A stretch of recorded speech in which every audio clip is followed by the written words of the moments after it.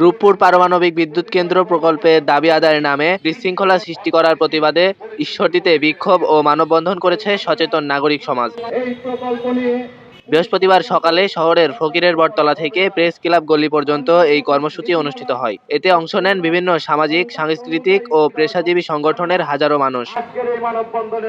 সমাবেশে বক্তারা বলেন, দেশের স্বপ্নের প্রকল্প রূপপুর এখন প্রায় শেষের পথে। এই সময় যে কোনো অস্থিরতা শুধু প্রকল্প নয়, জাতীয় বিদ্যুৎ ব্যবস্থাকেও হুমকিতে ফেলতে পারে। আমাদের পানের দাবি এতদিন, এখন আমাদের মেগা প্রজেক্ট 95% সম্পূর্ণ হয়েছে, 5%-এর জন্য কেন আমাদের বন্ধ হবে? দেশি এবং বিদেশি ষড়যন্ত্র মিলে এই পরিকল্পনাকে, এই পারমাণবিক প্রকল্পটাকে ধ্বংস করার জন্য, নষ্ট করে দেওয়ার জন্য, বন্ধ করে দেওয়ার জন্য একটা চরম আকারে একটা দেশি এবং বিদেশি ষড়যন্ত্র চলছে। সচেতন নাগরিক সমাজের আহ্বায়ক ওহিদুজ্জামান টিপুর সঞ্চালনায় সমাবেশে লিখিত বক্তব্য দেন ঈশ্বরদী প্রেস ক্লাবের সাধারণ সম্পাদক এস.এম. ফজলুর রহমান। তিনি বলেন, 94% কাজ শেষ হওয়া এই প্রকল্পকে যারা আন্দোলনের নামে অস্থিতিশীল করতে চায় তারা আসলে ষড়যন্ত্রে লিপ্ত। দাবি আদায়ের নামে রূপপুর পারমাণবিক বিদ্যুৎ প্রকল্প বন্ধের ষড়যন্ত্রের প্রতিবাদ।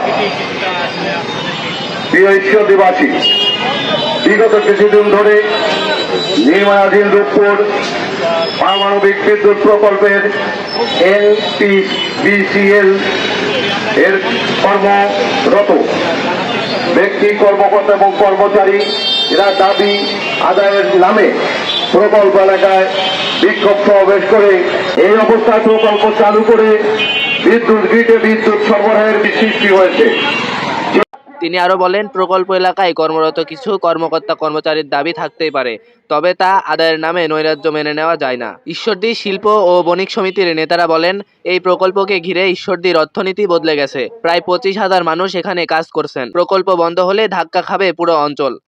ঈশ্বরদীতে রূপপুর আণবিক প্রকল্প দাবি আদায়ের নামে যে বন্ধের একটা ষড়যন্ত্র চলছে, সেই ষড়যন্ত্রের প্রতিবাদে আজকে ঈশ্বরদী নাগরিক সমাজ একত্রিত হয়ে বিভিন্ন শ্রেণী পেশার মানুষ মানববন্ধনে অংশগ্রহণ করেছে। আপনারা জানেন, কারণ এই ঈশ্বরদী পারমাণবিক বিদ্যুৎ প্রকল্প যদি বন্ধ হয়ে যায় তাহলে ঈশ্বরদী হলো উত্তরবঙ্গের প্রবেশদ্বার।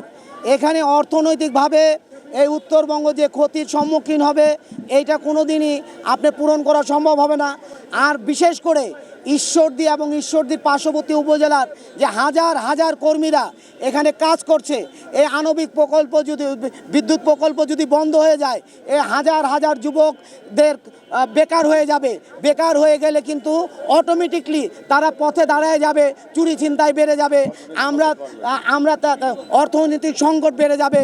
আমরা চাই যে যারা ষড়যন্ত্র করছে তারা তাদের দাবিগুলো অফিসিয়ালভাবে আদায় করুক। তারা যত টাকা বেতন পায়, তারা প্রথম থেকে শুরু করে ঈশ্বরদী পারমাণবিক বিদ্যুৎ প্রকল্প নিয়ে দুর্নীতি শুরু করেছিল। আপনারা বিভিন্ন পত্রপত্রিকায় ওই সময় দেখেছেন।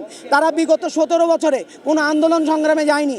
এখন যখন তারা আন্দোলনে যাচ্ছে, তো আমরা মনে করি এটা ঈশ্বরদী সহ না, উত্তরের অঞ্চলকে সাথে করে নিয়ে এবং পারমাণবিক বিদ্যুৎ প্রকল্প যাতে বন্ধ হয়ে যায় এটা ষড়যন্ত্র করছে। এখানে দাঁড়িয়েছি, আমাদের একটা বড় প্রকল্প আপনার রূপপুর আণবিক কেন্দ্র, এটা বন্ধ করার জন্য কিছু দেশি বিদেশি ষড়যন্ত্র চলছে।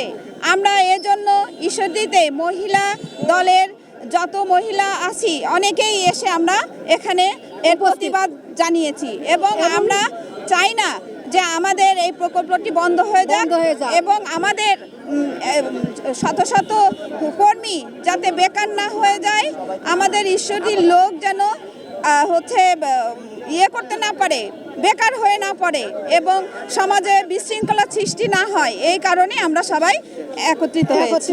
এছাড়াও বক্তারা জানান, এই প্রকল্প আন্তর্জাতিক নজরদারিতে রয়েছে, ফলে এমন আন্দোলন দেশের ভাবমূর্তিকেও ঝুঁকিতে ফেলছে। সমাবেশে স্থানীয় রাজনীতিবিদ, ব্যবসায়ী, সাংবাদিক ও নারী নেত্রী সহ বিভিন্ন শ্রেণী পেশার মানুষ অংশ নেন। আপনারা সকলে